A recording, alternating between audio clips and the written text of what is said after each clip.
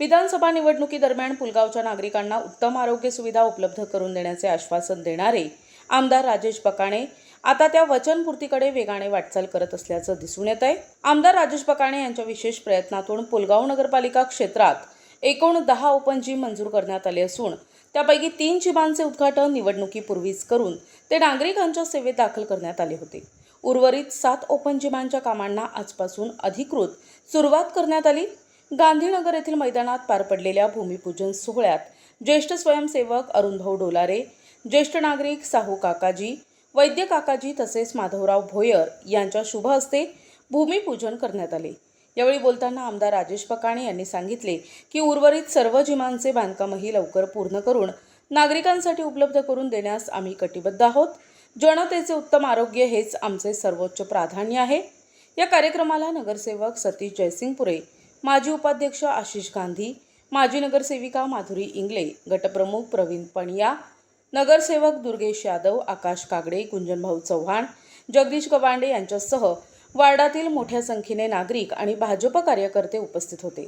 नगरसेवक सतीश जयसिंगपुरे यांनी वार्डला मिळालेल्या या आरोग्यदायी सुविधेबद्दल आमदार राजेश बकाणे यांचे आभार मानले। तसेच भविष्यातही जनसेवेसाठी तत्पर राहण्याचा विश्वास व्यक्त केला।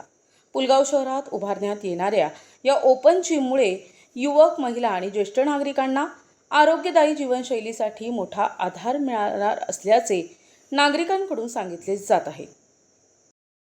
सर्व पुलगावकरांना माझा नमस्कार। आपण बोलल्याप्रमाणे पुलगावमध्ये साधारण 6 ओपन जिमचं आश्वासन दिलं होतं आणि ते या ठिकाणी पूर्णत्वास नेतो आहे।